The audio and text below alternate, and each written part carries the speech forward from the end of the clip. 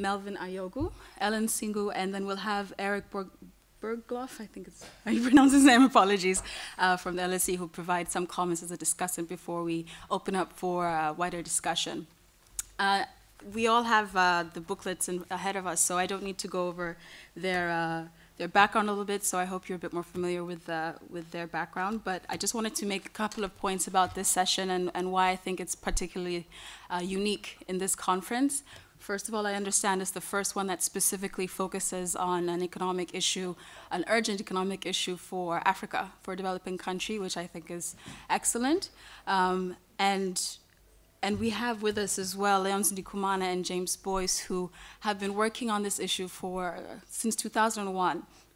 And I think having them be able to frame the discussion on capital flight is an opportunity almost for them to reflect on where things are on this issue of capital flight from when they began looking at this in 2001. One of the key things I always remember when I first looked at this issue was the finding that they made from their first study that Africa is in fact the net creditor to the rest of the world, that we lose more through capital flight than we receive in aid. And the third point, that if we were to even capture just a fraction of that, a lot of African countries, particularly in sub-Saharan Africa, would be able to pay off their debt. So this is obviously a critical issue for African countries. Of course, not to say it's only in African countries where they experience capital flight. This is a global phenomenon, but certainly in the context of inequality, fragility, and freedom, which is the framing of this conference, it is most acute in Africa. So with those few remarks, I would like to open the first turn to Léonce Ndikumana to speak. He will have 15 minutes. And then we'll pass it on to Melvin Ayogu. Just one more thing to add. In the framing of this discussion, I hope we will also, because capital flight is a very controversial issue, as some of you we hope to unearth in this discussion, and I hope we will be able to address some of the conceptual difficulties as we discuss the scale and the policy implications of capital flight. Thank you.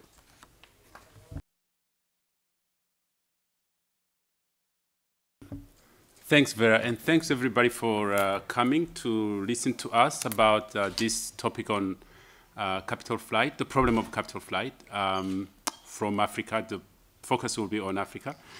The presentation I'm going to make, Melvin and I are going to make, is a product of long years of work. The work on capital flight has been ongoing, and myself, I got introduced to the work on capital flight by Jim Boyce, my colleague who is here. So if there's any questions you have, I'll answer the easy ones and then take the hard ones.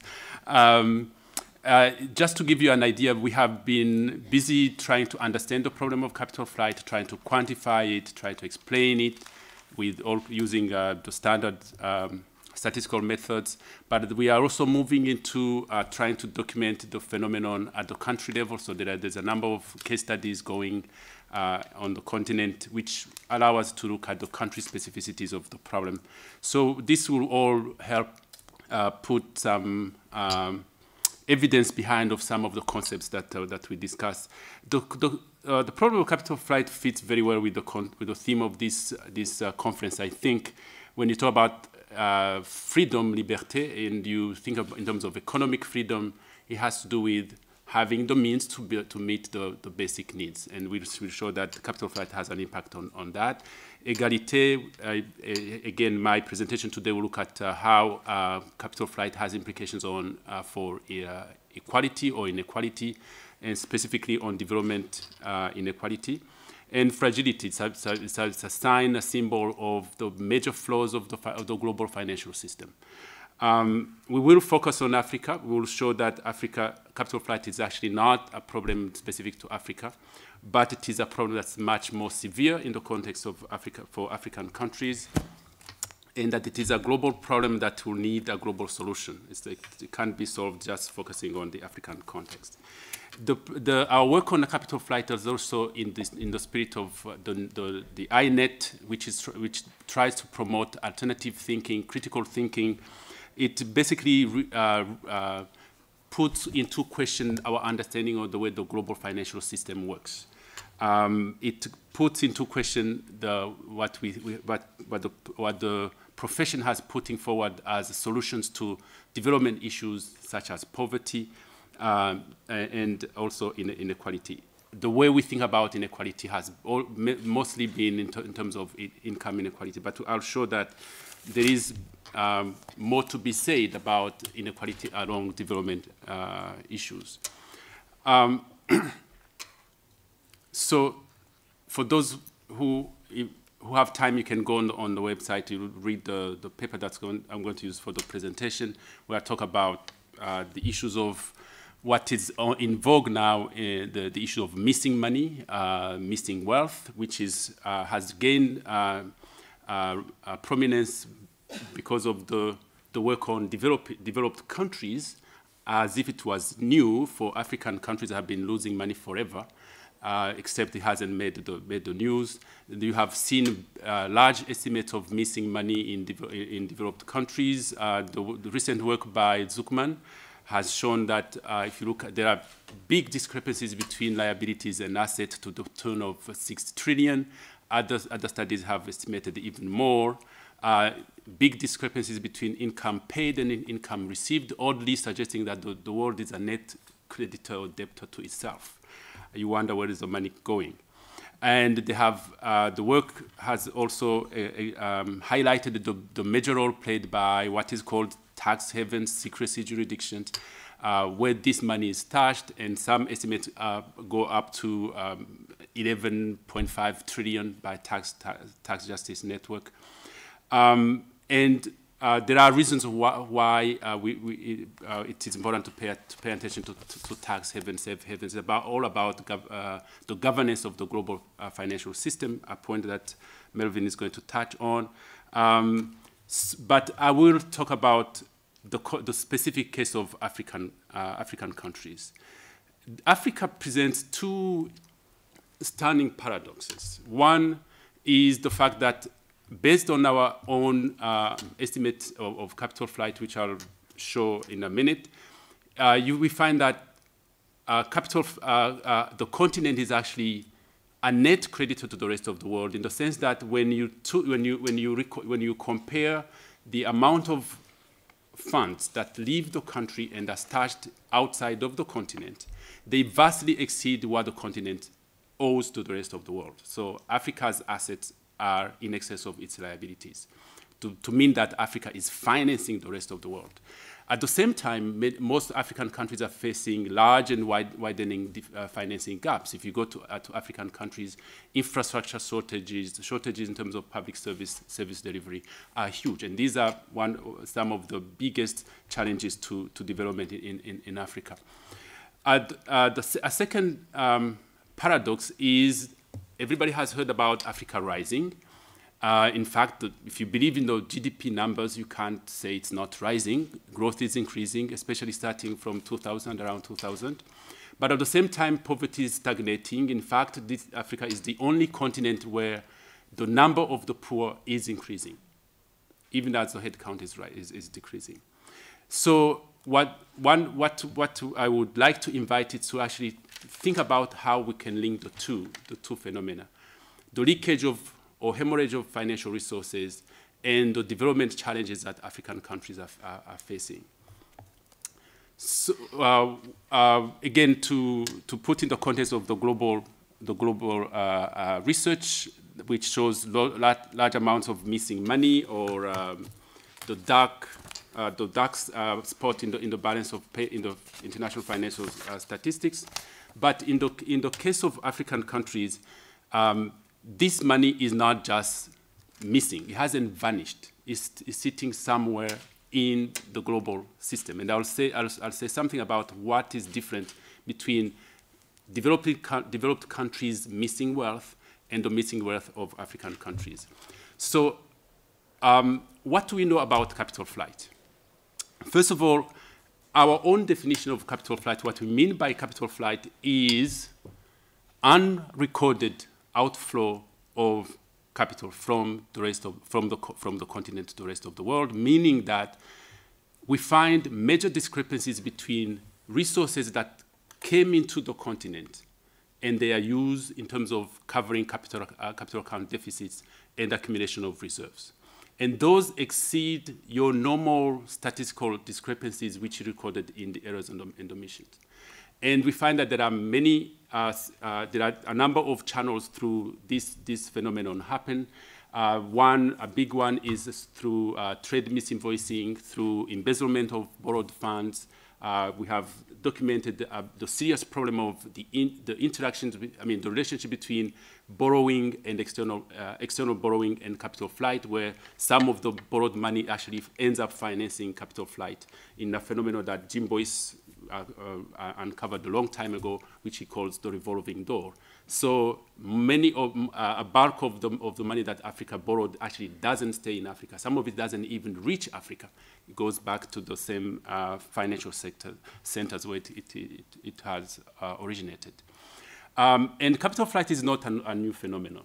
We find that going back as far as the data can allow us, all the way from the 70s, capital flight has been occurring in the continent. So it's not a new phenomenon. And unlike the other parts of the world where the missing money seems to be associated with business cycles, for example, over the past years during the recessions, the evidence that's coming out now in Europe seems to show that uncertainty associated with the recession induced people to take their money out of their country to safe havens. In the case of African countries, what's surprising is that capital flight is actually accelerating during a period where the continent is actually growing faster, and during a period where the continent is experiencing improvement in macroeconomic stability, even in political stability, which is all based on the conventional theory. Portfolio theory would suggest that capital flight would be a response to reduced returns and increased risk. Now, this is a continent where returns to investment are increasing, where stability is improving. So you would imagine that capital will flow into the continent, not out of the continent. So capital flight from Africa is not your normal outcome of your normal portfolio choice decision. We find that when you look at cross-country variations are substantial in terms of the amount of capital flight. Oil-rich countries tend to feature prominently on top of the list of high capital flight. Nigeria, Angola, Gabon, Congo, the two Congos, they have huge amount of capital flight. And although if you look again at the literature that looks at the global missing wealth, the conclusions is that developing countries account for a small amount of the missing money, meaning that capital flight from Africa is small. Granted, it's small in absolute terms, but it's very, very large in relative terms. And if you compare to the sizes of the economies, we find that for the majority of African countries, the capital flight is in excess of the size of the economy, which is GDP. But also, it's much bigger than the inflows that the chair has indicated, inflows of capital that's coming from the rest of the world, debt, FDI, thus our coining the term of Africa being a net creditor to the rest of the world. So it means that we need to pay attention to this phenomenon. It's not small, it's big, it's both in relative terms, in absolute terms, but also in relative terms. Just to give you some illustrative numbers, here we give you what we estimated that as capital flight from 1970 to 2010 for 39 African countries, Sub-Saharan and North Africa. The amount of capital flight that went out of the continent over the past 40 years in real 2010 dollars is 1.3 trillion. If we assume that reasonably that this capital has earned income at a very moderate interest rate of the US Treasury bill rate, we find 1.7 trillion. How big is that? 1.3 trillion is about the size of the entire economies in Africa. Compared to what the continent owes to the rest of the world, 267 billion. Again, Africa will not need to borrow, will not be called severely indebted if it could recoup just a fraction of its assets. But also much bigger than ODA. You have seen in the news where people say that Africa has been a drain on developed countries' purses because they have given so much money on Africa. Africa would not need aid if they could just keep some their assets onshore.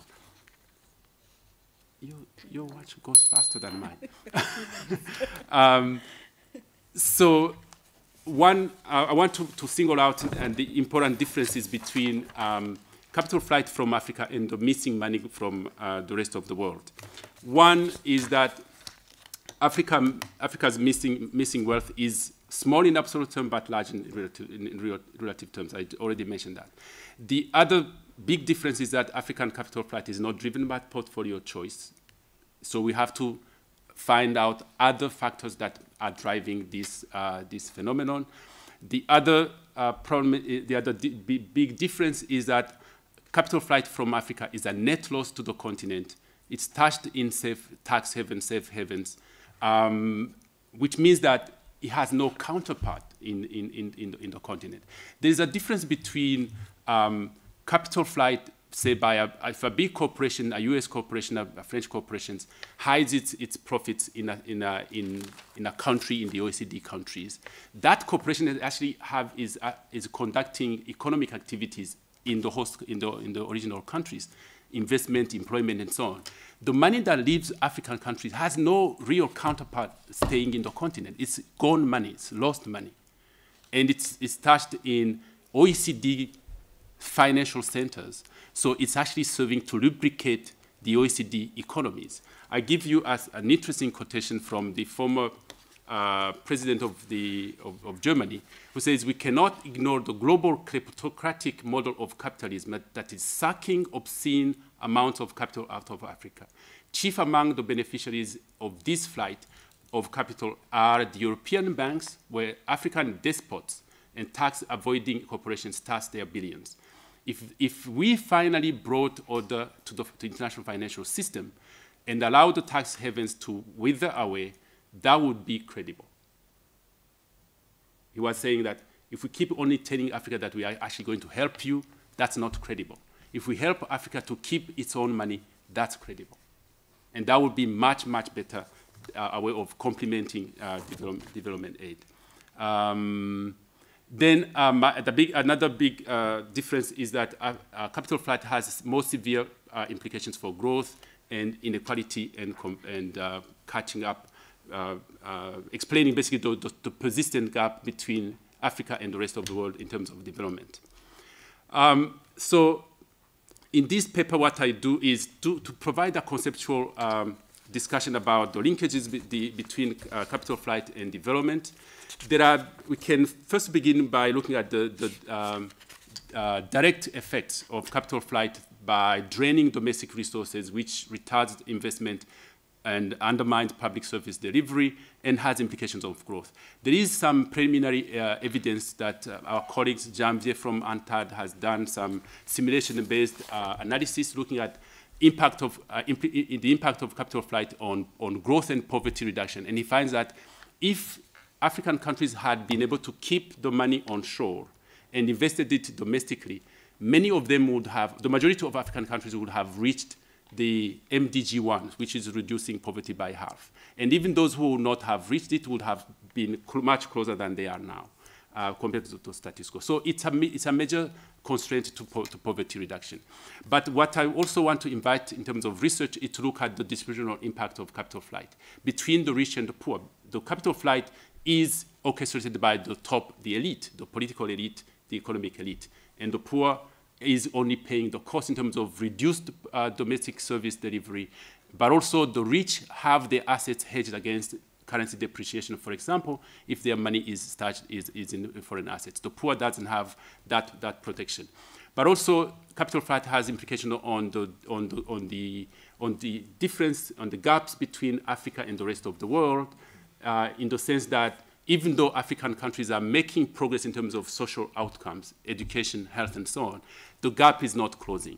And one of the reasons is that because financing is short. There's a shortage of financing. Capital flight could, stemming capital flight could help close the gap.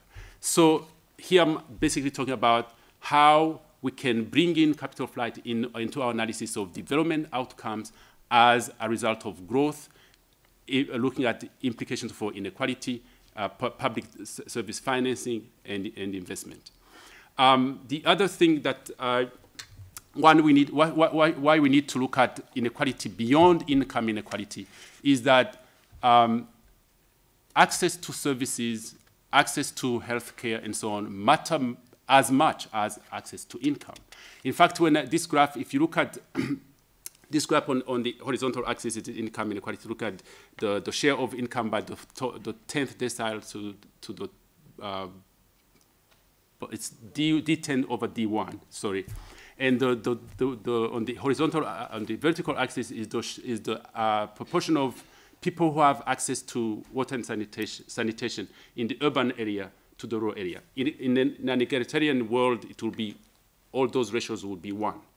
You could see that even within Africa, there's a huge gap between the bottom countries where there is huge amount of huge difference between access to sanitation in the urban area and the rural area. So there are wide, even within countries, there are wide diversities in access to social services.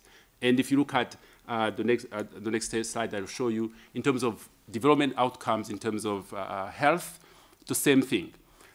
Why we need to to worry about this is that Africa, although it's growing really fast, is still the continent that carries the heaviest burden in terms of death and diseases. Here I give some indicators. Africa accounts for 12% of the population, but 50% of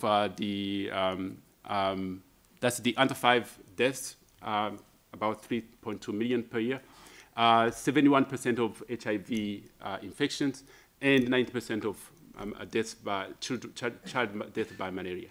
So it means that if we're going to meet these challenges, of course we expect African countries to raise more domestic revenue, to save more, to tax more, and so on. But those gaps will not going to be closed as long as finance is still leaking out of the continent. Another example, again, in terms of inequalities within countries, here, yes, both, if you look at Africa, in terms of income inequality, it's not more unequal than in other regions. But when you look at development inequality, it's much, much more unequal than other countries. So since the chair is asking me to wrap up, the takeaway messages. First, capital flight is a bigger problem for Africa than developed countries. So missing wealth from Europe is a big issue. Tax evasion from Europe is a big issue. But I'm telling you that it's a much bigger issue for African countries. Market forces alone will not curb capital flight. We can reform the financial system, raise taxes, raise interest rates and so on, but that will not stop capital flight. We need a global compact to combat capital flight, because capital flight flees from Africa going somewhere. The destination has to be addressed as well. You need to clean up the financial system, open up the financial system, promote exchange of information between African countries and the destination countries. And again, as I said, it's not about safe havens and tax havens are not exotic places. They are your normal, your big financial systems, financial centers, New York, Paris, Miami, and so on.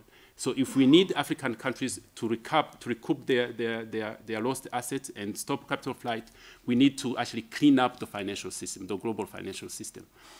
We need to collect more information, better information about capital flight, because so far we have focused on Africa. It would be useful to expand our analysis so we can be able to compare African countries and the rest of the world vis-a-vis capital flight, vis-a-vis development outcomes, so we can have a much better base for policy implications. Again, sorry I went over my time. I appreciate your attention. I look forward for your comments. Thank you.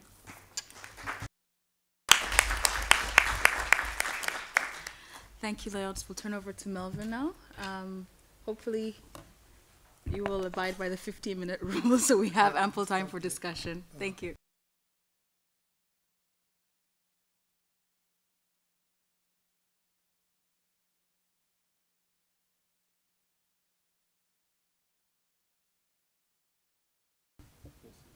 Thank you. Good afternoon, everybody. I wish to acknowledge the opportunity afforded me by INET to share the problem of illicit financial flows from Africa, which is sort of the overarching concept. Capital flight is a part of the illicit financial flows. I also wish to acknowledge the presence of my PhD thesis supervisor. 30 years ago, I met him, and it's wonderful to still be in the same room. Many people are not that lucky. So welcome, Ed Kane. If you are old enough, you would remember the famous expression, Houston, we've got a problem. This was from, I think, was it Apollo 13 to Mission Control? And that message was not reporting to Houston that there was a problem. They were asking for a solution. They knew they had a problem, but that was a subtext. That was a very nice way of saying, could you help us? We're really in trouble here. And I've learned in business that your bosses, if you have real bosses, they don't want to hear about the problems. They want to hear about the solution. If you bring a problem, you better have some suggestions of how it can be solved. I know the problem. I don't have the solution. So I would say that this is a diagnostic. It's not a problem because I've been trained not to talk about problems. But since I don't have the solution, consider this as giving you a bird's eye view of what's happening and hoping that you can apply your minds to it and tell us what we can do about it. And perhaps then I can get you to consult the book edited by Leonce Ndikumana and Ibi Ajayi on Capital Flight from Africa, published in 2015, just came out of the press. Basically, I'm going to give you an overview of what is illicit financial flow, talk about the criminal enterprise, if you like, the dark side of the force. Somebody said yesterday when we were on the other session, how come we never talk about the economics of the dark side? So we're going to talk about the criminal enterprise here and how that implicates governance and argue that it's better to bet on good governance. It's better to have loved and lost than never have loved at all. So if we don't know what the problem is, maybe if we fix governance, that might be the way to go. It may not solve everything, but when you look at the paraphernalia of the possibilities, it looks like governance is probably the most important thing we want to look at. Getting governance right is a tough act. Even for countries that have gotten their governance right, growth and wealth are tough acts. If you don't get your governance right, you have no chance at all. So I'm not saying that getting the governance right is going to fix everything. It's not even clear that if the capital didn't fly out of Africa, we're going to deploy it productively. But maybe we should leave it first and see if that doesn't happen. Yeah. Yeah, okay. So what is illicit financial flow? This is a very practical way to look at it, and this description comes from the anti-money laundering legislation that's been, if you look at a series of Supreme Court, United States Supreme Court decisions, going back to Koala versus United States and the United States versus Ayers, which is a more recent one, it says that for you to establish money laundering, provenance is very important, and how you transfer the money is also very important. That means why you move the money and how you move the money. And one standing by itself is not sufficient to establish anti-money laundering, money laundering. And therefore, in discussing illicit financial flows, if you're going to say that something is illicit, it means that you should be able to prove your case in court. It should stand up to forensic evidence. So if you follow that approach, then money is either illegitimate because of the way it's been acquired or legitimate because it's been acquired from a lawful means. And how you transfer the money could be legal or it could be illegal. So if you look at these two matrices, you will find out that the honest line is a very straight and narrow, as I always say. You could see that the larger part, the dirty money is everywhere. And so doing good is really very difficult, as it is in real life. And being a bad guy is very easy. It's all over the map. So this is the good part, legitimately acquired, legally transferred. Anything else other than that belongs in the illicit financial flow lexicon. So that's a bird's eye view of how you can conceive this whole thing of illicit flow. And within that matrix, you could sort of delineate where capital flight should be. And what I'm going to be focusing on, the issue of grand corruption, which is basically theft of public assets. So from the bigger picture of illicit financial flows, my work focuses on stolen public assets. That's grand corruption. Okay, and so take this talk in the context of grand corruption. The first thing, of course, is to understand the criminal enterprise value proposition. We're going to look at it clinically. We won't look at it emotionally. Because given the amount of infrastructure that's been set up worldwide to deal with this, it must be a very profitable enterprise. So what does it promise to those that patronize this criminal value enterprise? The first, of course, is that in anti-money laundering, you got to establish the predicate crime. And the criminal itself, the first thing he wants is for you to delink the crime proceeds from the crime. And then take that crime proceeds and separate it from the dirty form to the clean transform. And make sure that the criminal have unfettered access to the clean transform. It's no use cleaning the money and I can't use it. It doesn't help me. And it doesn't help me either if I'm using it and everybody can point hand at me and say, yeah, you dirty, that's why you can get that. I also want to wear my tie and be the good guy and schmooze with everybody else in the society. That's the best of both worlds. So you take both sides and then you pull it out. You could see that this is every criminal's dream if you can offer them this value proposition and say, I can make this disappear from both directions and you'll just be smiling as clean as everybody else in the room. Then you've got your business going. So bear that again in your mind as we discuss the issue of grand corruption. Now, this issue of illicit financial flow has got three noteworthy phenomena. One is the humongous amount of wealth involved. According to the World Bank estimate, between $1 and $1.6 trillion annually, not just from Africa, but all over. The point is that the money laundering is a very profitable criminal enterprise. So the demand is there. So it's very huge. If you stand in the way, it's going to rail you down. It's just so much, and it's very profitable. Second is the speed with which this money can move around. Not only is big, which is very unusual. Usually if something is very big like a truck, it's not as fast as a Ferrari, but this is huge and it moves like a jet. So the momentum alone is enough to demolish anybody that wants to stand in the way. And third, the increasingly sophisticated way, it's like stealth. A very huge stealth bomber that looks like an ocean-going liner. That's going to be, that's going to be very frightening if you think about those three characteristics of illicit financial flow. And it gets stealthier and stealthier, if there's any such thing, as the days go by. Okay. Now, so this is what we're talking about. That's how deadly it is. Now, let's see the nexus between governance and grand corruption. Because we're not just trying to find a solution, we're trying to find a fundamental solution, one that's going to stick to be a long-run solution to the problem. And the first is to understand, I'm going to talk about governance and grand corruption, then I'm going to talk about governance and illicit financial flow. So let's get back to the core first, which is the grand corruption. Now, grand corruption is a silent killer of governance because of the strategic complementarity between corruption and governance.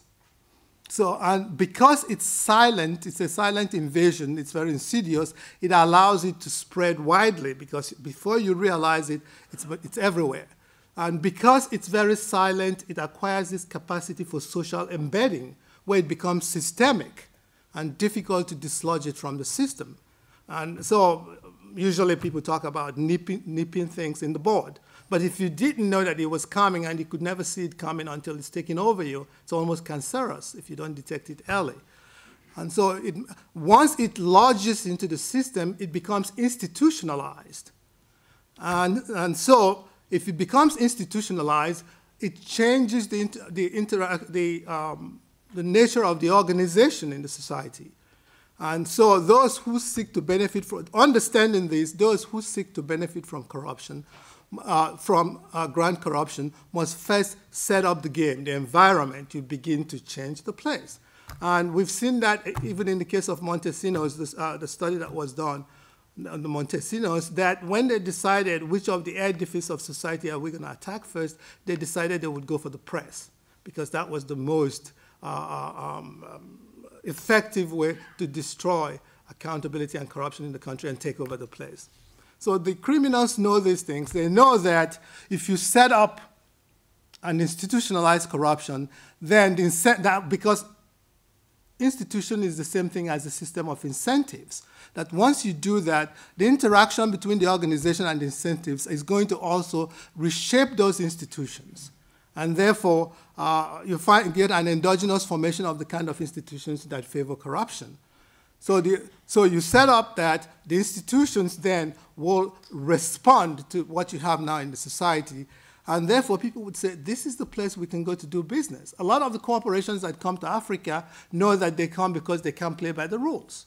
You fly an airline, the same airline flies you to Europe, the services you get is not the same in the same airline when they fly to Africa. They lose your luggage. They don't even give you the usual $50 or $100 that people give you. So get out of the way. So sue me. What are you going to do? You see, people tell them if you don't have to do that, you can make more money here. In fact, it's the locals that tell them how you can maltreat the people. It's in the same way that once an African head of state gets into power, it's all those bankers that come in and say, we can give you a key. Did you know we can set up an account for you? And we can run around the regulations and nobody will ever touch you. And we can give you a credit card and you can spend it. Your name is not even on the card. Some of these guys don't even know what a bank means when they get into power. But they walk out of, the next time they get out of office, they're sophisticated bankers. Somebody teaches them this stuff.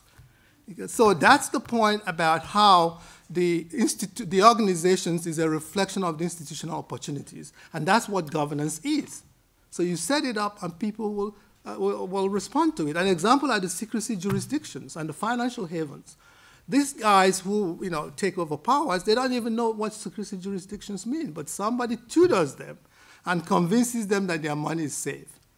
Okay, so that's the other part on the governance and illicit financial flow. Then what about governance and grand corruption? Because that's the institutionalization. Once you've institutionalized that, then think about governance as akin to the body's immune system. So if you assail the immune system, the defenses, then you find all these opportunistic diseases. So all these other crimes, whether it's smuggling across the border, because the customs officers say, look at the boss, what he's doing, give me my own money. In fact, I know a country in which they had installed cameras at the airport. And the customs guys say, you have to bribe us. And he said, look, but the camera is looking at us. He says, give me the money. And he's looking at the camera. It's like, I dare you arrest me. So what do you do? See? So it's a joke. He said, nothing is going to happen. So once you've done that, of course, everything else follows. So the majority, that's why I said, once it festers, all these other predicate crimes, maybe if you solve governance, it doesn't solve everything, but at least it can mitigate a lot of the opportunistic crimes that arise in society when the institutional setting is very weak. Okay. So how do you solve the problem? What's the game changer? Change the incentive systems. We can borrow from the economics of the dark side of the force. It was Machiavelli that said, he who gets to rule will get the gold. So if that's the case, why don't we change the incentive confronting those who become politicians, the self-selection mechanism? So if the polity would like to have honest people become politicians, and those who are honest would have to signal that they're honest so they can become part of the eligible candidates for public office, can we set up a screening device that allows us to screen out those who wouldn't profit? So can we change the gain from holding public offices? Of course we can do that. And so that's the light side of the force. We can do an ex-ante asset declaration and ex-post lifestyle audit asset confiscation of unexplained wealth. And then we can have a credible stolen asset value recovery regime. So if we can make those two happen, then we would have a credible selection mechanism. Okay. What is stolen asset value recovery? Let me again give you just a little bird's eye view of that, and hopefully you can read the paper and the book and get a lot more if you're interested in this. First, people talk about stolen asset recovery, which is the initiative by the World Bank and the United Nations Office on Drug and Crime. But the stolen asset recovery is a very narrow concept. It simply means restitution.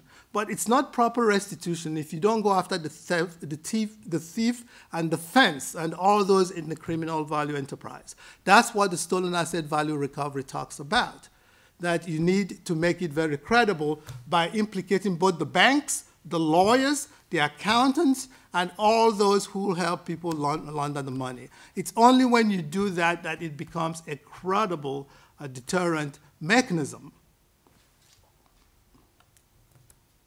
Yeah.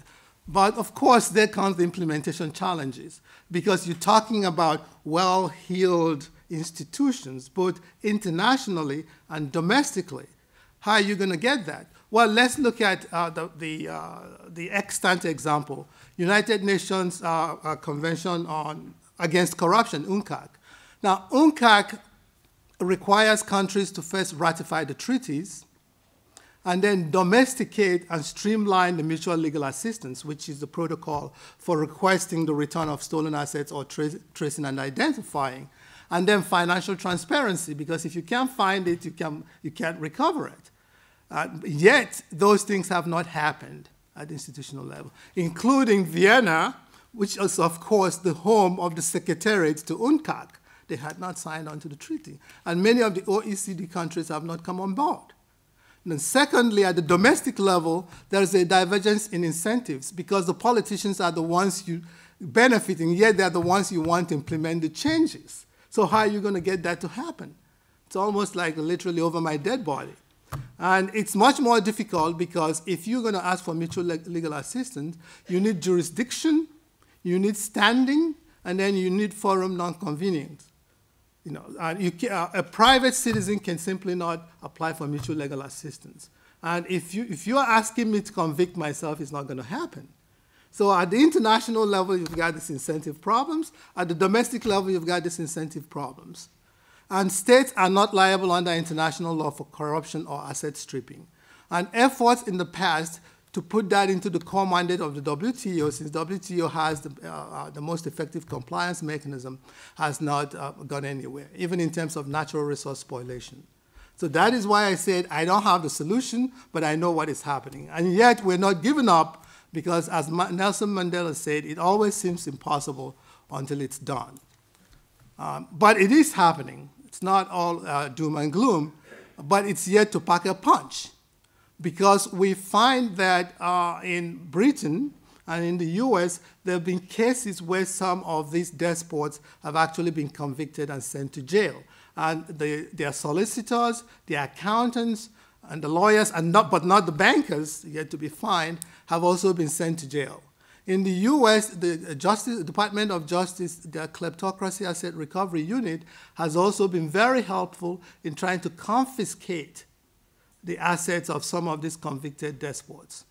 But we do know they can happen, because we've seen cases in the US where the Title III to the US Patriot Act was able to demolish the existence of shell banks.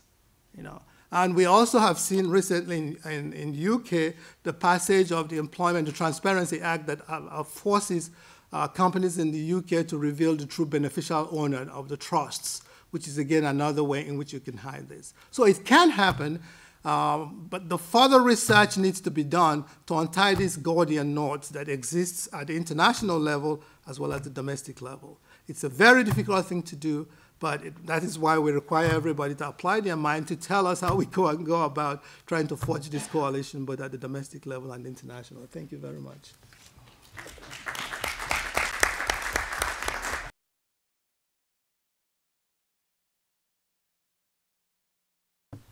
Thank you. And if I may have the... thanks very much. I'm guessing my first slide will appear momentarily. I'll take this opportunity to also thank INET for the chance to share some of my work with you today. It's very apt that I come third in this panel because while I'm speaking to many of the same issues and debates, I come at these issues from a slightly different perspective. And as you'll see, the sort of broad title of the presentation is Governance as Compliance, the Rise of Anti-Money Laundering Professionals. Governance here is the sort of global governance aspects that I'm dealing with, as opposed to the slightly better defined in the literature governance issues that were addressed in the previous presentation. And it's up to talk about money laundering in this instance, because especially when we're talking about illicit flows in the context of capital flight, money laundering and the anti-money laundering legislation and regulations that are out there and that have been developing quite significantly since money laundering was first criminalized in the 1980s and the first global effort started in the late 1980s. It's an obvious place to look because it's a serious attempt, G7 driven initially, to control money at the global level. So, of course, it makes sense to look there. I don't want to be all doom and gloom. My take on this is that if we really want to address those flows, the money laundering and the anti-money laundering legislation and regulations and practice are not actually taking us very far. It's the old joke where it's late at night and an inebriated person is looking for their keys under a lamppost and someone's trying to help. And when they say, well, are you sure you lost your keys here? The person says, no, but here's where the light is. And that's basically what is going on a little bit with the AML question. But as I said, it's not all doom and gloom, and I think that the tax activism that we have seen in the last few years and the specific decisions that have been taking place in this area give us some cause for optimism. So the context for my work, I don't want to give too much background, but anti-money laundering today is a fairly well-developed and global in its reach legal and regulatory regime. And the pace and global scope of the institutionalization is really quite impressive when we think that in the 1980s it wasn't even a criminal activity. Now we have an institution, dedicated institution, the Financial Action Task Force based here in Paris, but also a plethora of regional institutions that really look at harmonizing anti-money laundering practice, but also making it stricter and stricter all the time. And it's an interesting regime because from nothing, it really does involve pretty much every country in the world today. So there's a strong claim to legitimacy of what is going on in the AML world because really everyone is involved. But, and in my discipline of political science, but in economics and in lots of interdisciplinary work that is taking place on this issue, there are big questions of definition as to what kind of crimes are behind questions of money laundering. Huge questions of measurement. My co-panelists are familiar with the challenges of measurement, even when things are highly legal and more transparent and the data is available. Measuring criminal activity is highly problematic. And further, big questions about the efficiency and cost effectiveness of what is going on. So, of course, when we don't know how much crime there is out there, cost effectiveness analysis is also quite hard to come by. But there are some studies out there, and to the extent that they manage to get somewhere, they show that it's not the most convincing way of going about solving the kind of problems that deal with the heart of the financial integrity of the system and the questions of illicit flow and capital flight. So we have a lot of compliance and mock compliance going on around the world with respect to anti-money laundering legislation and regulation that is really not necessarily appropriate for all global settings. And that does cost a lot of money and does potentially take away resources from more interesting ways and more effective ways of dealing with illicit financial flows. There's also a wide acknowledgement, I think, from all participants in the regime that giants wash more. So if we're talking about money laundering, we have to acknowledge that most money laundered has gone through a US bank, a European bank, or an Australian bank at some point or another.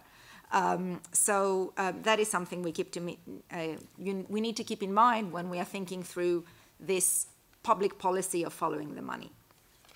So in my work, I focus on the role of the private sector, because ultimately there's a great amount of regulation and legislation to do with anti-money laundering, but at the forefront of those activities are the private financial institutions that are meant to implement a lot of those rules and regulations in their everyday activities.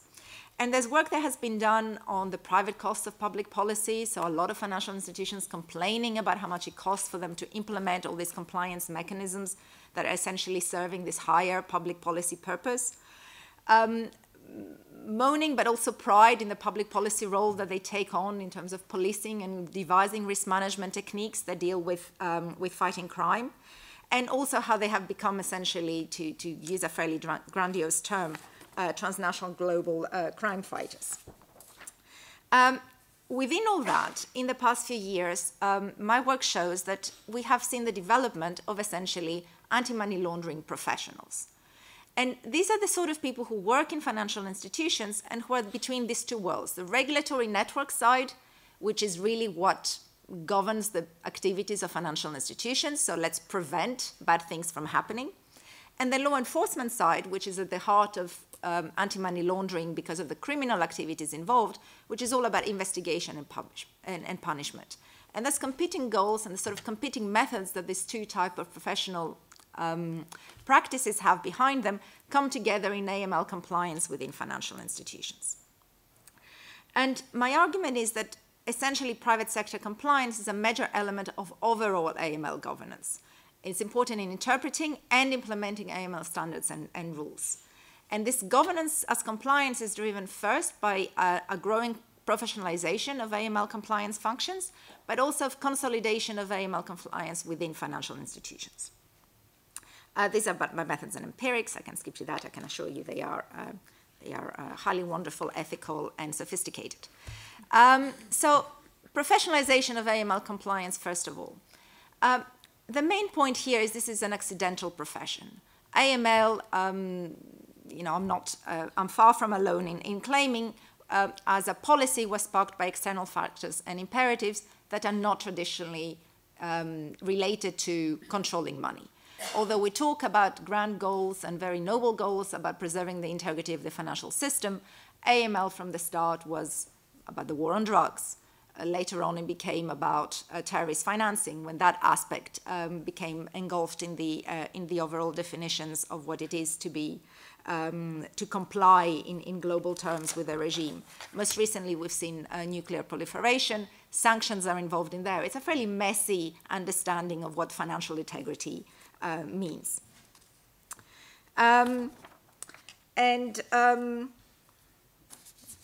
Sorry. That's where I wanted to go. So, but it has happened, and there are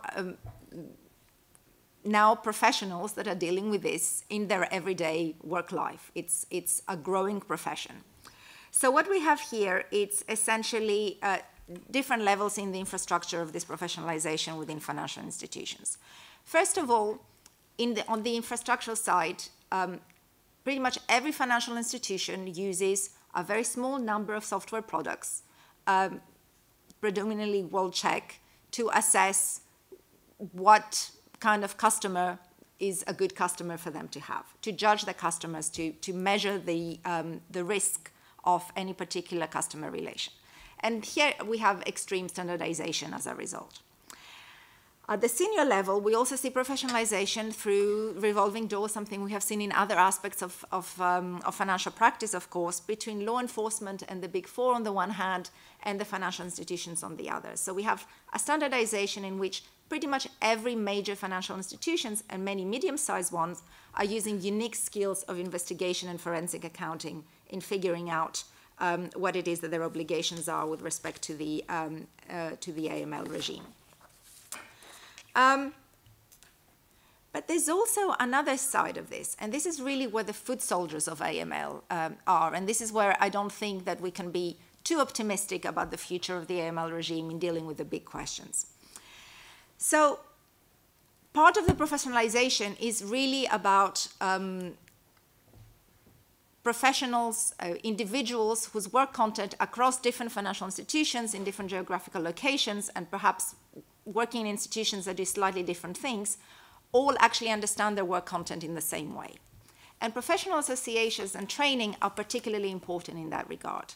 So we have seen essentially the rise of this kind of professional association that also provides training and expertise through roadshows, training events, conferences, different types of community building activities for these new nascent professions, and qualifications. So pretty much, again, anyone working in a financial institution on AML issues now has harmonized training and specific type of definition of what the desirable professional skills for them to do their job properly actually are. And there's one particular organization that is the leader here. They're called ACAMS, but there are other institutions that are also coming along to provide this kind of formal training. And they are global. So even though the organizations, this kind of initiative started in the US, they are very big in Europe, they are extremely important in an Asian context, and they're becoming increasingly important in Africa and the Middle East. So it's an expensive way in which financial institutions acquire the types of skills that are required for what it is that they need to do, but it's a fairly easy way to do it. You pay a lot of money, you get your professional qualification, and you staff your compliance department with the right sort of people who have the right sort of skills. And we can really talk about this sort of professionalization being ongoing because, as I said, there's now some competition between the different associations, etc. Now, so this is how the financial institutions are staffed. But what is also important is actually what they do now that they're there. And 9/11 provided, of course, an ample opportunity for many financial institutions to need to have, to show that they were being serious about these things. The Patriot Act, especially in the United States, changed very much the dynamics of what it meant to at least be on paper compliant. But once you have those people in place, of course, any professional group has an interest in its own survival. So a whole other different dynamic start taking hold. So investment in compliance continued through the crisis, and we have seen, I argue, regulatory creep and competence extension in order to consolidate AML compliance in financial institutions. Now, this was sparked by the financial crisis, but also the regulatory overhaul that we have seen since then. So, regulatory creep, compliance became a very important word in big discussions about the future of financial conduct. So, we're talking about AML. We're talking about AML and Libor scandals almost in the same sentence, while they are, of course, very different types of creatures. And within a financial institution, different sorts of people are involved. Unless you take legal risk to be one all-encompassing thing, it makes little sense to the practitioners themselves of thinking about it in this way. But of course, it is something that compliance officers themselves have held on to in order to consolidate their position. They have also made great use of the kind of enforcement actions that we have seen in the past few years, some of them mentioned with respect to particular types of individuals, financial institutions being found to harbor the interests of particular types of individuals, despots, criminals, and others. So even though financial institutions are supposed to becoming increasingly intelligent about how it is that they judge the client relations, what is happening now in this consolidation mechanism is that they are moving away from the kind of risk management and risk assessment that we understand as being part of a financial institution's activity, including in compliance, to essentially equate risk intelligence from de-risking. So the minute there is a sign that something is wrong with a particular set of financial transactions and client relations, well, actually, we don't want this kind of relationship to be part of what it is that we do. And this is an excellent way for the for the compliance officers to become very annoying for the financial institutions, but also to consolidate their position. The other thing that has happened is that compliance officers and compliance professionals have been really welcoming recent developments in thinking, in encompassing within their own activities compliance regarding fraud and everything, all this sort of new activism regarding tax, especially with respect to FATCA. So in that sense, we have extension of competences that I think will be significant in further consolidation of the profession. So to conclude, it's an accidental profession, but it has a big role in AML governance. What essentially, though, they do is that they ensure that financial institutions have the correct procedures. It's not about the control of money. It's about not getting it wrong when it comes to your reputation risk or your processes that are in place, because this is where this is what the enforcement actions have really been about. But it is also a professional governance under a shadow of hierarchy. To go back to the G7 or origins of all of this, you know, this is not something that is happening within financial institutions alone. When it comes to the Financial Action Task Force and the big questions to do with financial integrity, there have been some attempts recently to try and think, okay, what is this doing to financial inclusion? If your regulations are so stringent and if your financial practices are so stringent as to move people away from the financial system, that becomes a problem. But this has still been all talk. There hasn't been anything specific, yet alone anything specific about controlling the flow of money, as in overseeing what is actually going on. And I would argue that precisely this level of professionalization means that, if anything, the kind of practices that have been established in financial institutions, primarily banks in places like North America, Europe, Australia, we now see expanding everywhere else, whether this is a bank or another type of institution.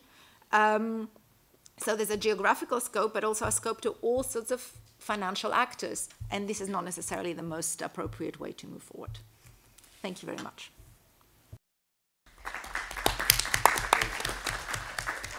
Thanks, Eleni. Eleni was our last speaker, so now we'll ask Eric Bergdorf to just offer some reactions to what the presenters have said on the issues of capital flight, and then after that we'll open up the floor to further questions. Thank you very much. I was asked to if I wanted to comment on some papers on capital flows, and that's what I came here to Paris to do. I then got the papers yesterday. I realized that it was on capital flight. But I actually think that this may not be the worst of starting point to try to understand some of the issues that come out of these papers. I very much enjoyed reading the papers and think, what's particularly striking is how serious the issue is for Africa in particular, and it really comes through in these papers and make them, in a way more enjoyable to read, because there's this passion about the issue that really helps take you through some of the both conceptual discussion and data assessment. So I think there's no question. I think the presentations have shown that this is a serious issue, and that it's not just a problem for less developed countries, but it's a particular problem for less developed countries. So what I thought I would do, I would make a few remarks where there are some parallels between the very extensive literature and on capital flows and I think the much more narrow and sort of budding literature on capital flight. So maybe just one reflection, which I think is legitimate here, is why is it that it's so little studied? And I tried to look at some of the literature late last night, and it seems like this is an area, with the exception maybe of this book that's coming out now, that has not really received the attention that it should. And I think this raises sort of more general issues, and we had, of course, the opening session of this conference was based on Piketty's work on inequality, and I think one of the reasons why inequality has, or one of the reasons for why this book of Thomas is so important is because it's presenting data, and data has a way of attracting economists and researchers that is sort of independent on the significance of the issue. So I think, as part of the effort to try to address the problems of capital flight, a lot of new data will be produced, and that will help get researchers attracted to the area, hopefully also bring up the issue to the sort of attention of more researchers. So, and you can get into this virtuous circle where you have researchers working on the data, improving the data, and over time you get much better evidence and can have better policies. So I think this is definitely an issue that we should pay more attention to. But of course there are, if you look at the parallels to the capital flows literature, which is a huge literature, and of course the reason is that there's a lot of data, there is of course a lot of money at stake, there is also commercial interests, and so probably we can learn something from that literature. And one of the observations that came out here in the presentation, but also in the papers, is this idea that Africa is a sort of net creditor to the world. Well, actually, this is not unique to Africa, and it's not unique to capital flight.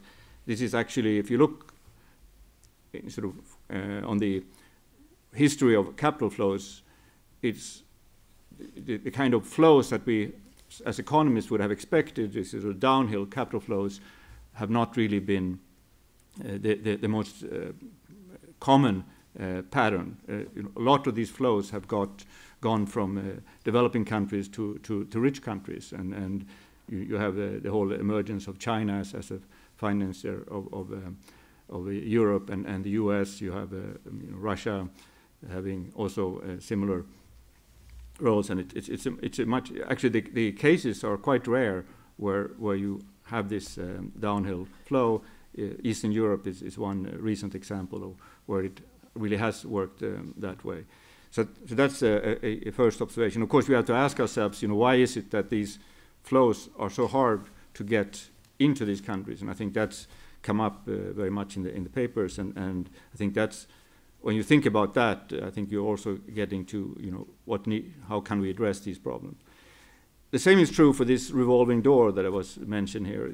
Of course, this is a problem that we have often with interventions in emerging economies or developing economies, that we put in money, but it actually just seeps out and really doesn't, almost not affect what's happening on the ground. It's true for aid. It's true also for just support to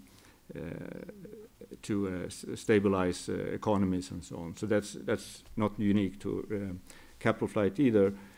And of course that these issues are much more serious in resource-based economies. It wasn't really brought out in the presentations now, but if you read the papers, that's a very strong feature. And that's of course because the rents are very large, and also because often the investment opportunities in those economies are not so great outside the resource sector.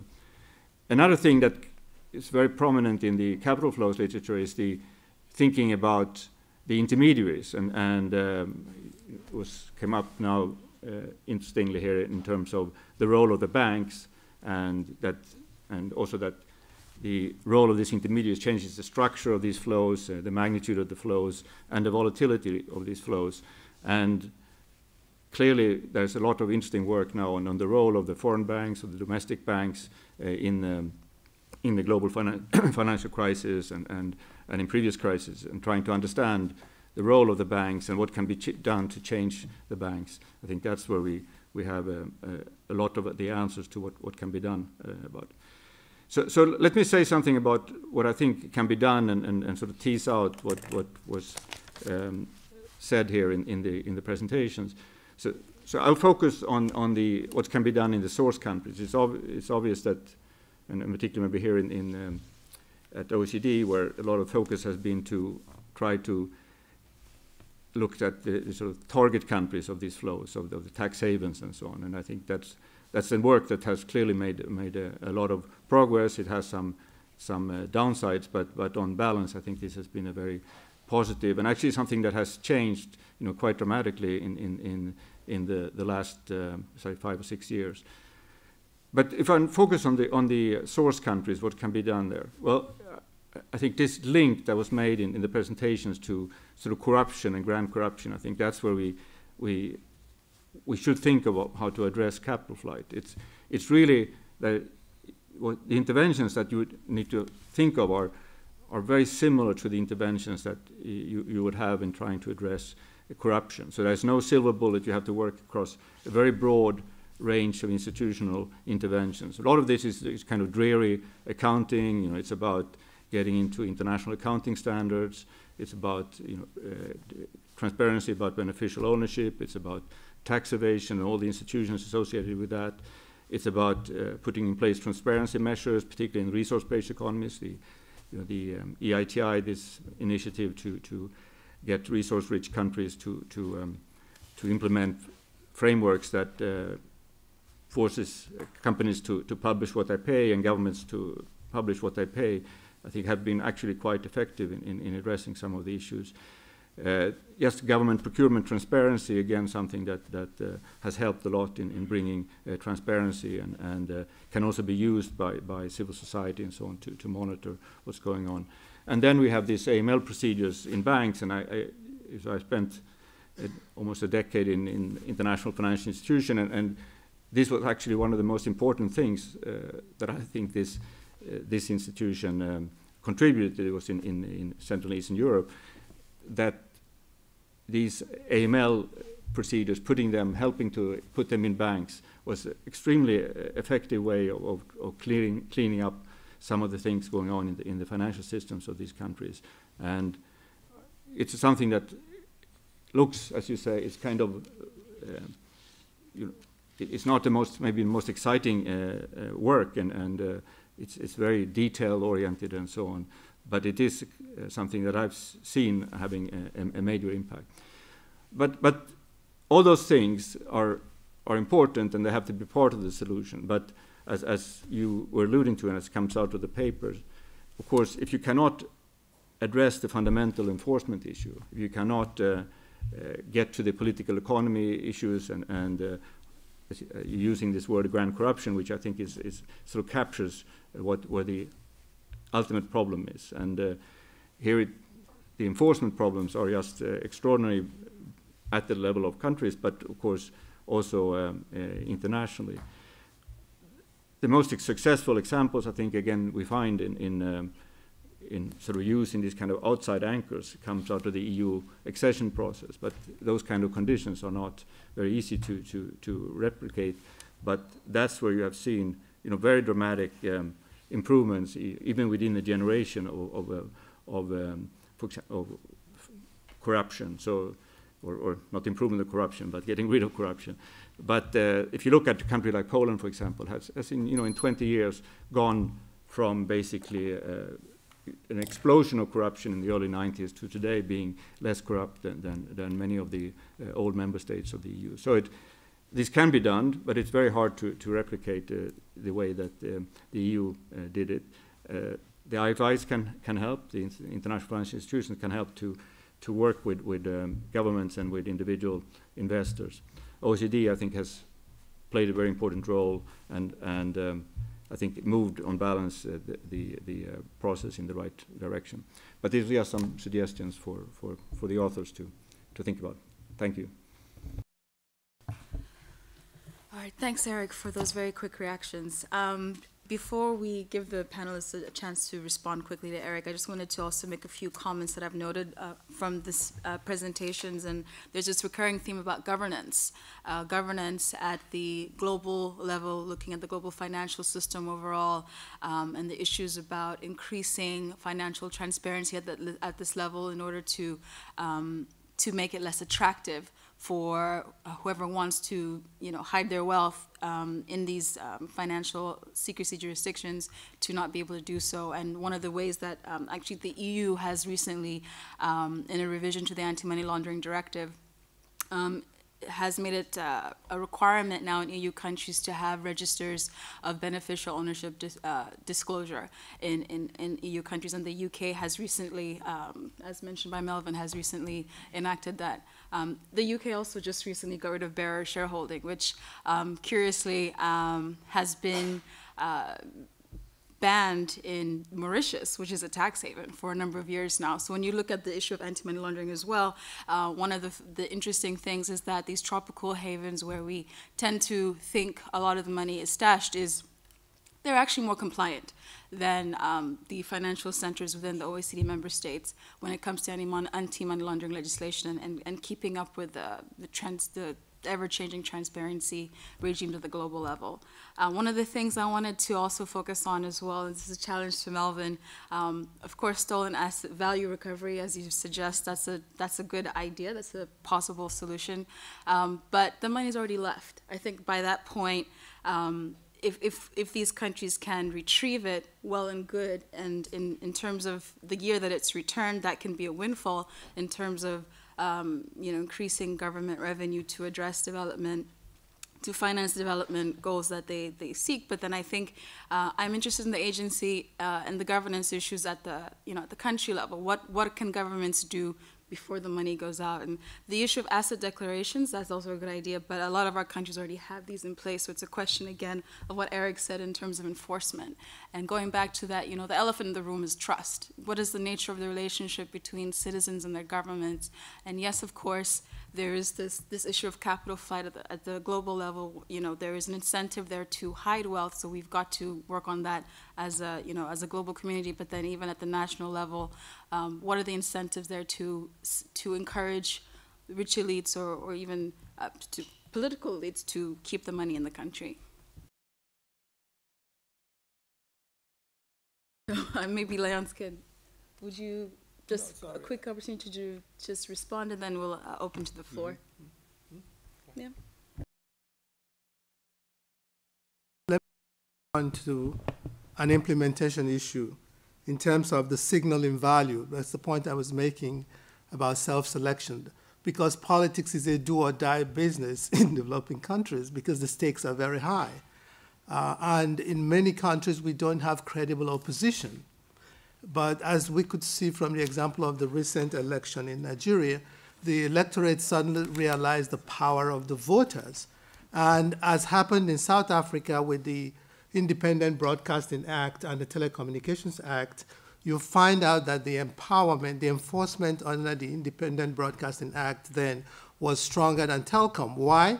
Because during the transition from apartheid government to democratically elected government, both parties wanted to make sure that they had a fair shake at the election. So they empowered the umpire. It was in the best interest of all the parties, including the incumbent, which was the apartheid government, the National Party. So they said, if we have a strong electoral commissioner and we empower them, we'll tie our hands through that. So if we can do this ex ante asset declaration and ex post audit, and you tie it to the declaration of candidates that want to run for public office, it's in the interest of both parties to make sure that everybody is compliant, it can work. So it's really an exercise in mechanism design. And I don't have all the answers, but if we begin to think in terms of that signaling mechanism, it's very important. And the same thing with saying, if you steal the money, you will not have to enjoy it. And we do know that from evidence that criminals can go to jail to protect their assets. If I go to jail and I get to keep it, and the people who have worked for 30, 40 years and they never make enough money than people make in just going to jail for 5, 6 years. But if you did, I was listening to the story from, well, it was Levin, the Wall Street, the book he wrote, Inside, I think it was Inside Job or something he called it. And he said that it's the whole point of not keeping the proceeds. It's a very strong signal. So when I talked about the ex ante declaration and the ex post verification, I followed that also by saying stolen asset value recovery. That makes it, incentive compatible. But if it's one part alone, standing is not going to make it happen. Let me just expand on that point. It was a question, but I think that it's a statement of the fact that there is less attention in the literature in the policy circles on capital flight than on capital flows in general. And the question is why. I think one is it's a vicious circle. There is less information, so there is less attention. There is less attention. There is less information. So I think, as you said, one thing that we need to do is provide more information. But the other problem is a revelation to you all that it's the fact of the literature that if a problem only concerns developing countries, it has less attention. But in this case, I think what the new evidence on developed countries has revealed is that the problem of banking secrecy is not hurting just developing countries. The problem of tax evasion is not hurting just African countries and developing countries. And probably this can give us a momentum to actually bring this issue of tax evasion, capital flight, at the center of the discussion in the literature. The other point you made is that the reverse flow of the capital flows going in the wrong direction, which is from developing countries and developed countries. It's not just limited to capital flight, but also to other flows. You mentioned the fact that emerging countries are financing the growing deficits in developed countries, China and so on. But there is a big difference in the sense that the financing, when China finances deficits in the rest of the world, it's China's assets as a country, as a government. When money leaves African countries as capital flight, it's not the people's assets.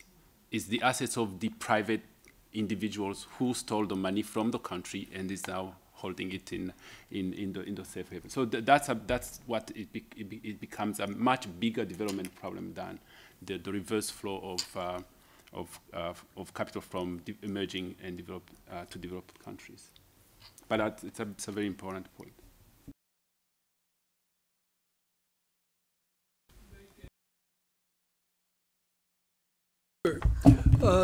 It occurs to me that I asked the question to myself, how did the institutions get involved in helping this money get out? And my guess is it traces back to just before World War II, when Europe was afraid of Hitler and people had legitimately acquired assets and money and wanted to get those out of the country and then follow them out of the country before Hitler got to their country.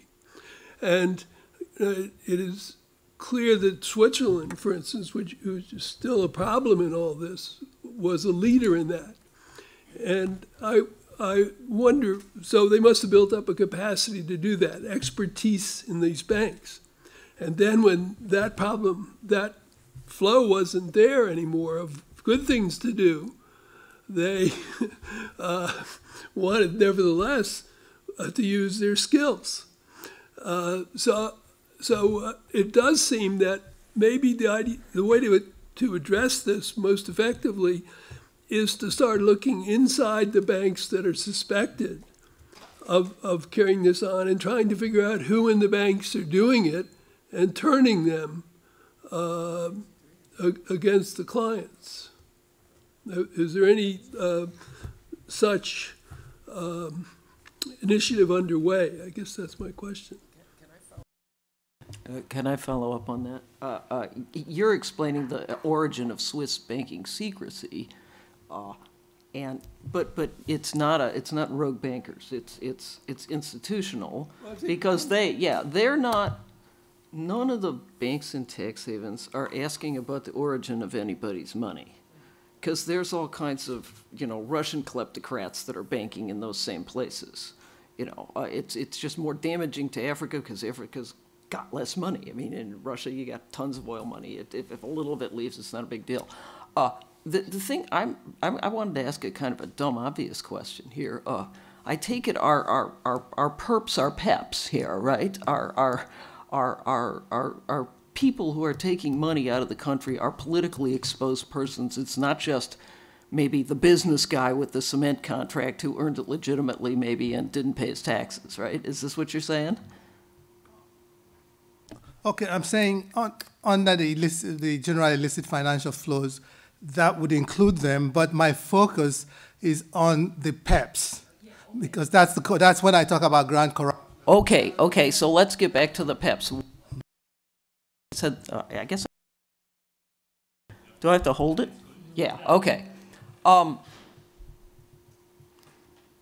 of the things that the OECD did do is they made it, they convinced the developed countries to make it illegal to deduct bribes from taxes, okay? So my PEPs in Africa, how are they getting the money? Is this just out and out theft of aid money, theft of government funds? Is it kickbacks from contracts? Do we know what the mechanism is? Some of them live through the central bank.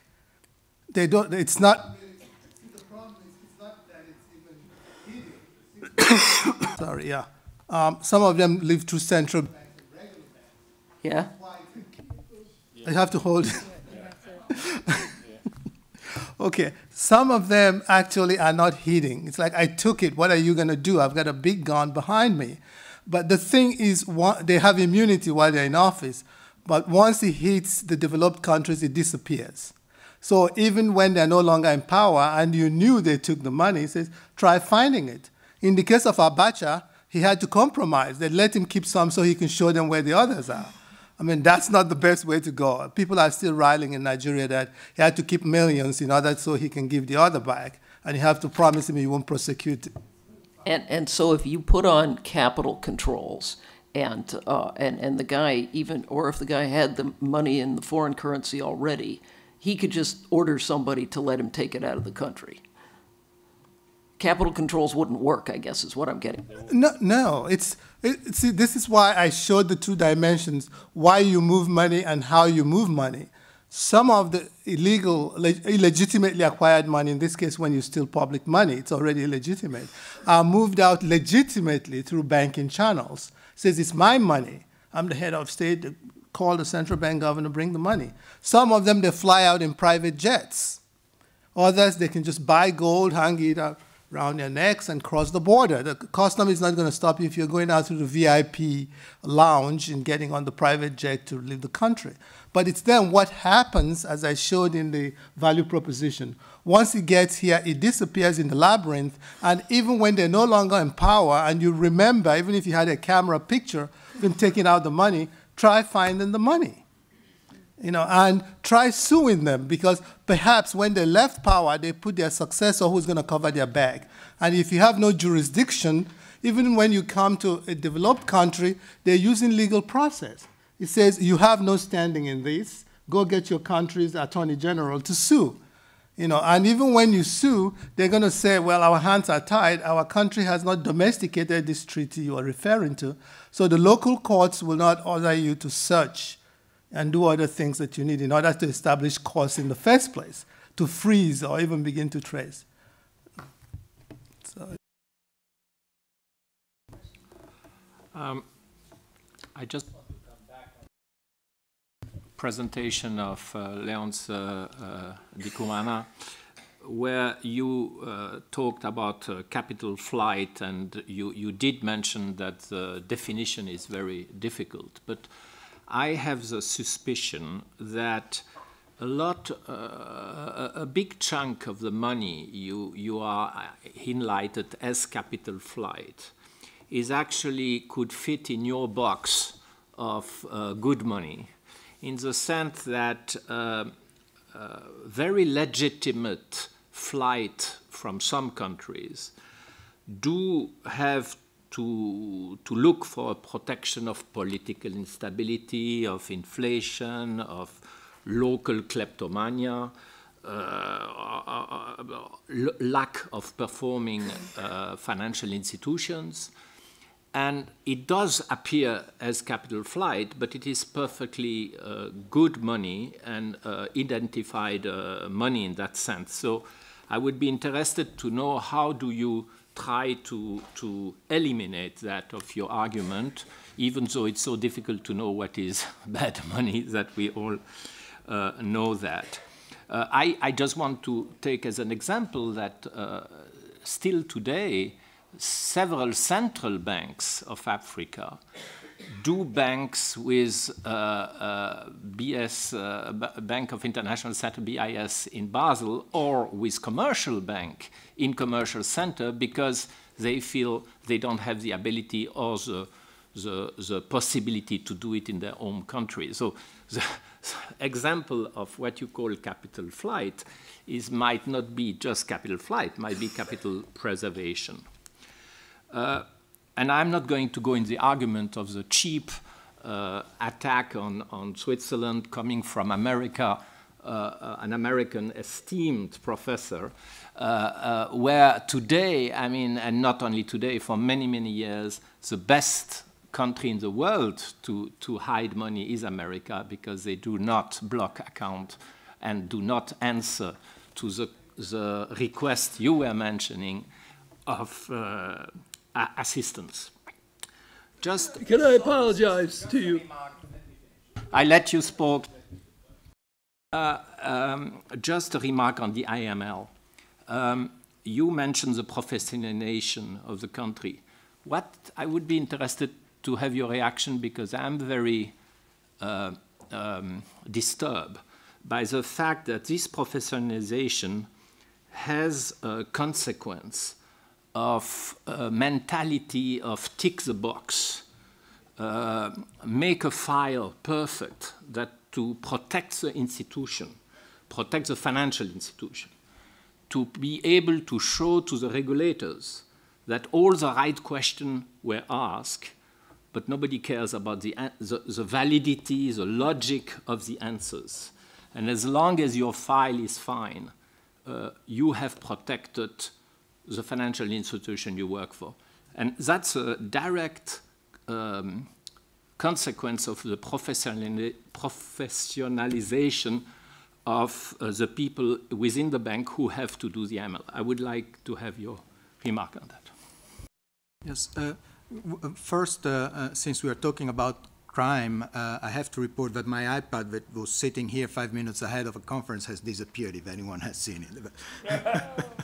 But beyond that, I think that the idea of actually criminalizing what is capital flight that has a legitimate source is probably a very bad idea, particularly for the country that have a more troubled background, in the sense that it is an international diversification of people that are for the first time maybe offered that opportunity.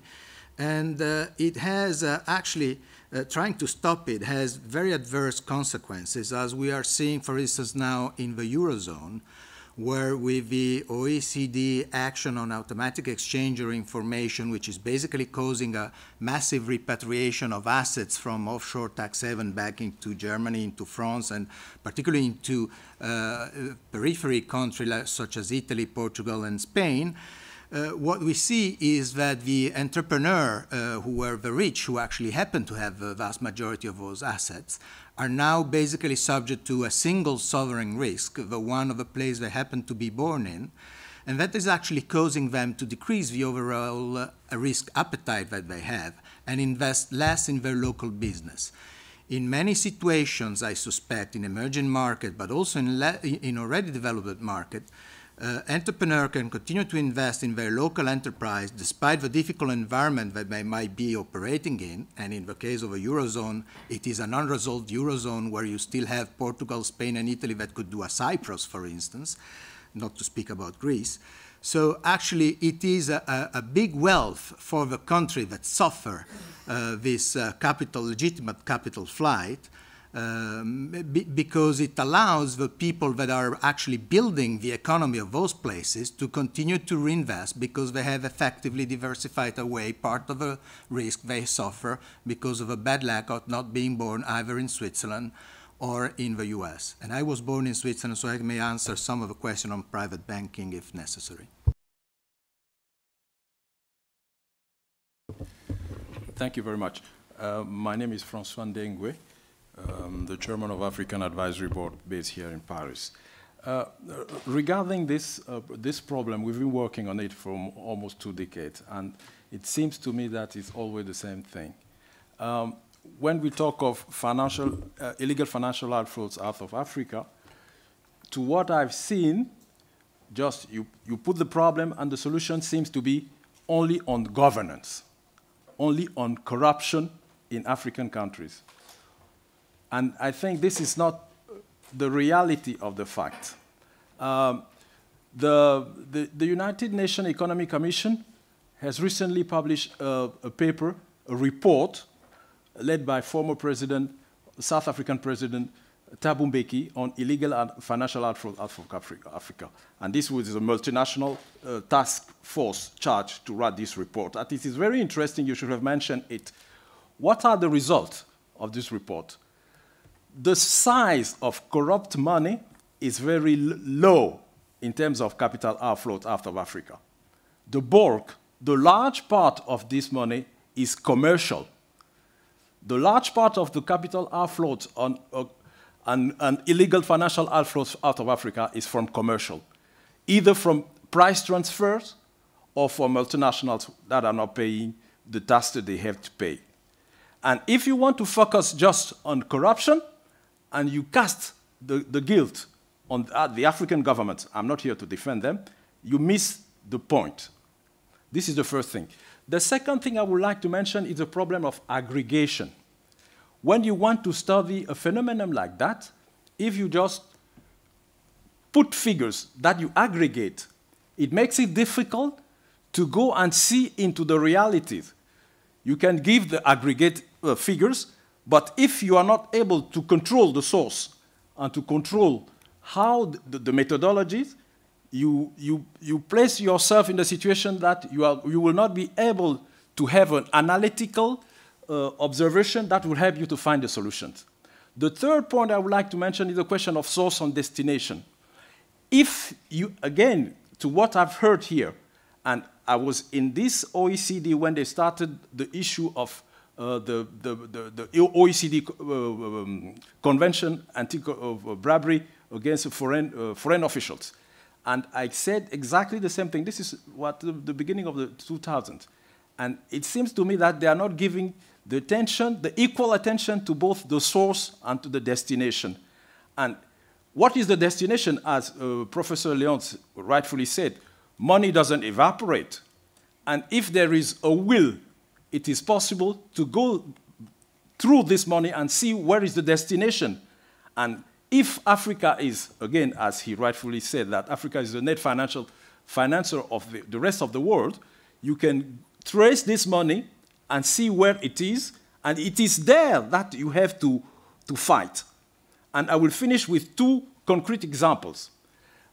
You will say that Nigeria is a corrupt country. They have a very bad publicity. Of course, this is true. And do you remember that 5 years ago, there was a case with Halliburton in Nigeria. Mr. Femi Babafemi, who was the head of the Nigerian Anti-Corruption Corps, they had investigated and they went directly through Dick Cheney and they indicted him. As the CEO of Halliburton, he was supposed to have enough charges against him. And this is the US government. He was no longer the vice president. And the US government and the British government, they forced the Nigerian government to go into an outside the court arrangement. What a symbol it would have been to have something like this. And the US government and this Halliburton agreed to pay $230 million so that this case, we just put it under the table. The second case is this one. The former president of, and this is where we have to be very concrete so that you... May I ask you to be brief so that we can have them...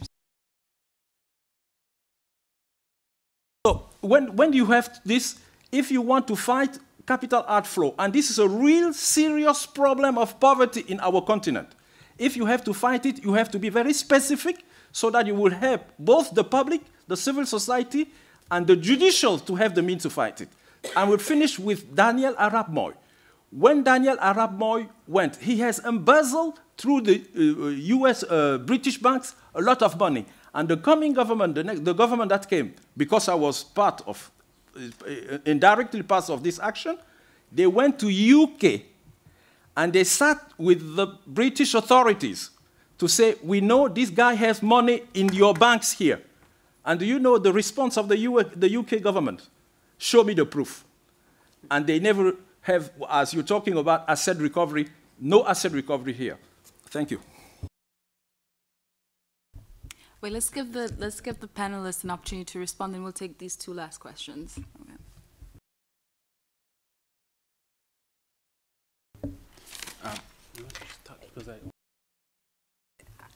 You know, very briefly, I agree with you that essentially what I'm talking about amounts to a box-ticking exercise. What I would also like to say is that, you know, in these discussions about what is legitimate outflow, who determines what is legitimate at any one time? At the moment, in the context of the asymmetries that exist between different countries, big and small, different financial centers, some more diversified, some perhaps with more unique selling points, those judgment calls are being made.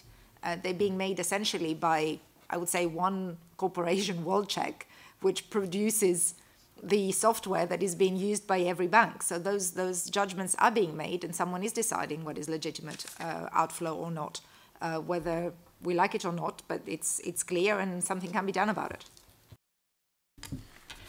Yeah, again, thank you very much for all the very insightful questions. I really invite you to visit our website and look at buy the books that really go into the details about this. One of the problems that we discuss is where should be the burden of proof vis-a-vis asset recovery? Should it be the countries, the African countries, to prove find where the money is, or should, especially the money that has been capital flight that has been originated from financed by external borrowing, or should it be the banks that should go find where the money went?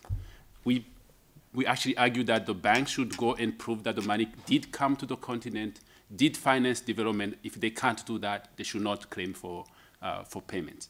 So that's a very important point that we make in our studies. The question about whether preventing capital flight is a bad idea because you may be locking in capital into a bad environment, that's a legitimate question. But I think, again, here you have to think about who is channeling that money abroad? If, in fact, the bulk of it is being funneled away by policymakers, high-ranking political elite, and they're also responsible for those risks that you are mentioning, and they're also the ones who are responsible for making the country unstable, for not providing public investment so that investment returns can be higher.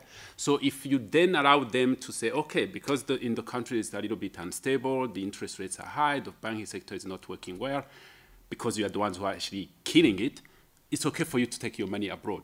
That becomes very, very problematic.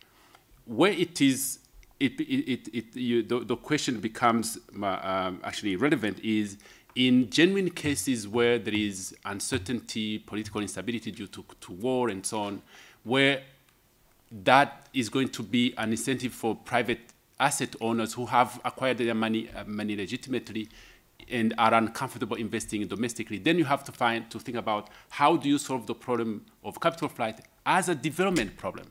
It has to be a systemic approach to capital flight, not just singling it out from other issues that are preventing the country from taking off in terms of development.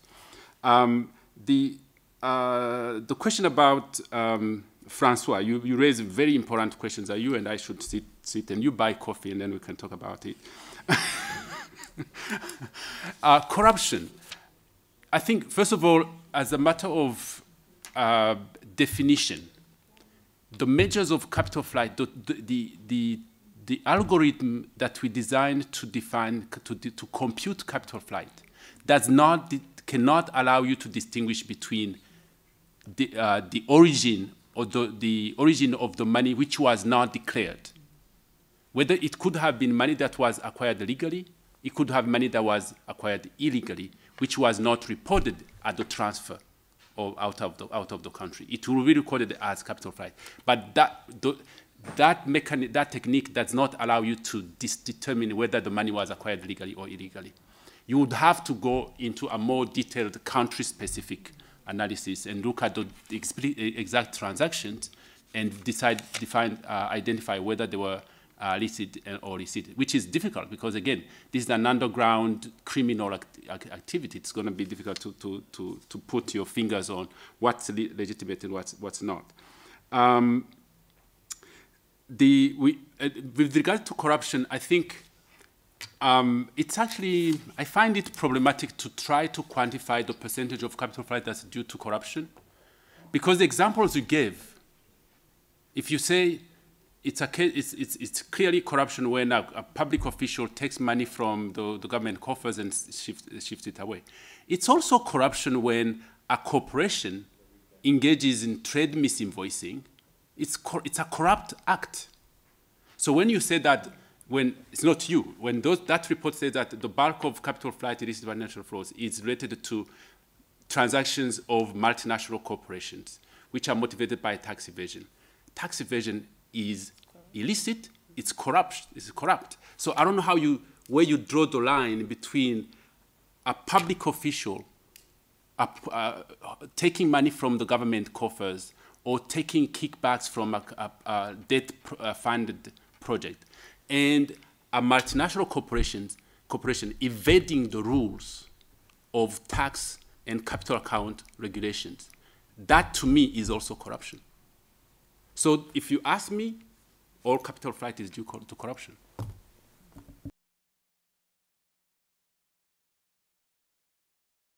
Okay, we'll just take two more questions. There's one here, and I think was it you? Okay. Oh. I wanted to give a couple of anecdotes that some of you might know here. I was one of the founders of the Tax Justice Network, and then I worked together with some of you on setting up the Illicit Finance Task Force. There were a couple of interesting anecdotes. So if you remember the first stolen CD of data that was handled in Germany and the Secret Service was involved, and this is not to go outside this room, but I was asked by some of the people involved, not the Secret Service, to give an opinion on what this might be and whether to go ahead with it or not. And I said, this will completely change the landscape for three reasons. The first would be it would create a precedent. So every single employee in a bank, in a tax haven, for example, would become a potential whistleblower. The second I said was that it would change the incentive structures. So many people who engage in such activities, including most of the private tax evading types you were talking about, and especially I think the politically exposed person, they do it on the premise that they will not be found out, right? And if the risk of being found out becomes real, it actually goes back into changing behavior.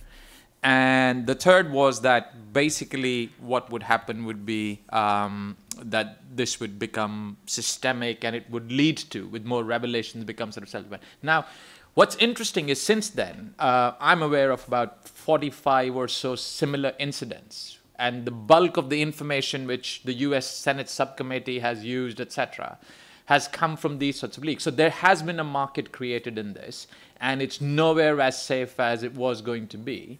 And that combined with some of the stuff going on at the OECD and the desperate search, and I remember we were getting quite hopeless about the lack of progress, and of course the desperate search for fiscal revenues in the immediate aftermath of the financial crisis. If we are honest, we're not here because of the success of campaigning of Tax Justice Network, but we are here because of the banking crisis.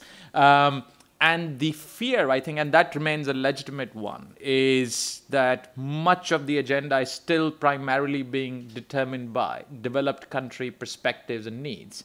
And at the time the OECD was given the responsibility, there was a real power struggle between the UN Tax Committee, the IMF's Fiscal Affairs Department, and the OECD as to who would get the responsibility for acting on this. And we've ended up with the OECD, which is working in good faith, has expanded its reach with the forum, etc. But it just still provides some perspective. I just wanted to offer that. But things are looking better than they have for a long, long time.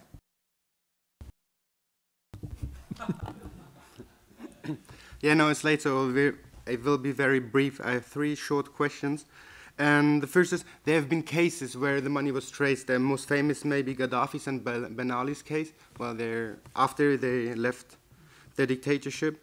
And so what can you learn from this? Are there any best practices? Then another thing is, is there any information how like protection is bought in countries where the money goes to?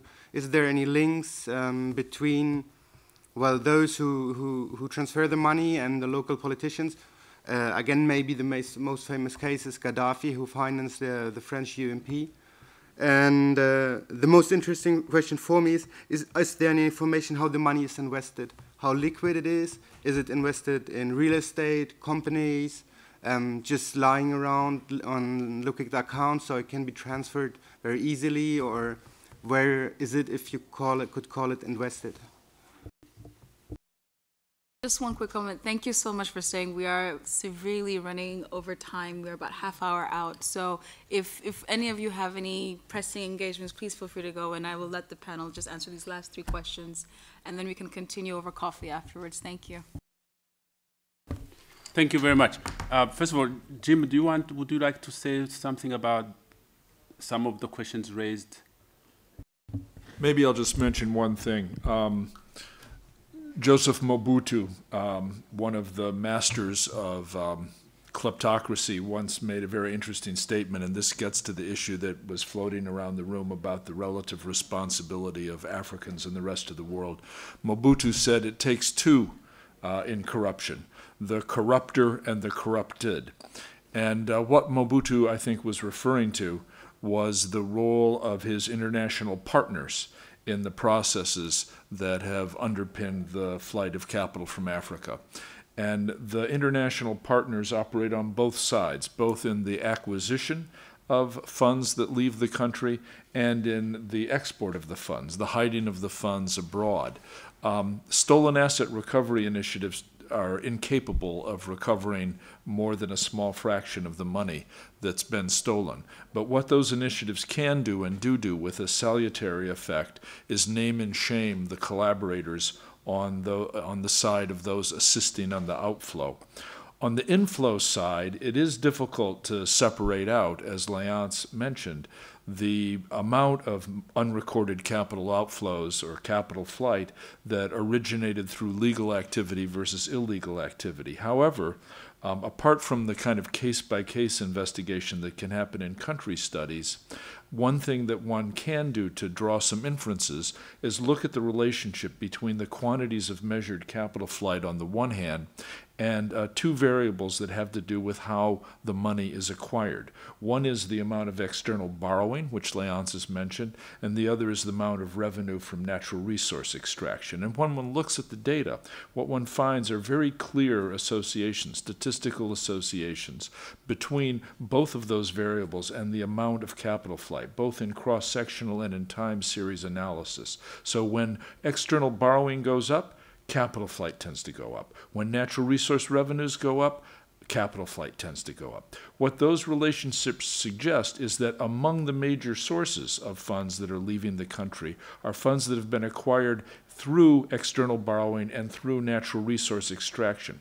I would submit to you that it's unlikely that a lot of that falls in the category of honestly and legally acquired capital. A lot of that falls in the category of illegally acquired capital. Therefore, one last point, in terms of that which is acquired via diversion of borrowed money into private hands. The borrowing is happening as sovereign borrowing. It's borrowing in the name of the people of Africa who are called upon to repay these funds regardless of what happens to them, even though a chunk of those funds is converted into private external assets held abroad as capital flight. So one important thing that could be done, and this follows on the discussion in the last session I was on debt restructuring, when Joe Stiglitz pointed out that sovereign debt is different from domestic debt, right? And one of the ways it's different is that the assets and liabilities are less well defined. Well, in the case of sovereign loans that are partially, if not wholly, converted into private external assets, one question that one can pose is whether the creditors have a responsibility going back to Mobutu's comment about the corruptor and the corrupted, whether the creditors have a responsibility for exercising due diligence with respect to the use of the proceeds of their loans, and whether they should be repaid in full, regardless of whether they exercise due diligence or not, and regardless of whether those loans were used for the benefit of the people who were being called upon to repay them, or instead were being used as a pretext or a vehicle for acquiring funds that would ultimately wind up in foreign bank accounts of politically exposed persons. So I think there is a responsibility here on the part of the international community, not only on the part of the banks as destinations for illegally acquired and illegally transferred funds, but also to some extent, a not inconsiderable extent, on the banks as providers of the funds that were illegally diverted in the first place.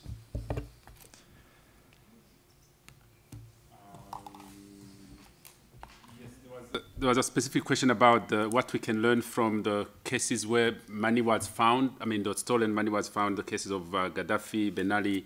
I was in Tunisia when the revolution happened. I was responsible for it. Yeah. And I think those cases reveal one simple thing, which Francois was insisting on, the two sides' responsibilities. Within days, suddenly we found the public knew about the money stolen by Ben Ali, which was in French banks. So why? I mean, it took only a couple of days to find the money. You can see that these things are very, very political. It's about strategic interests.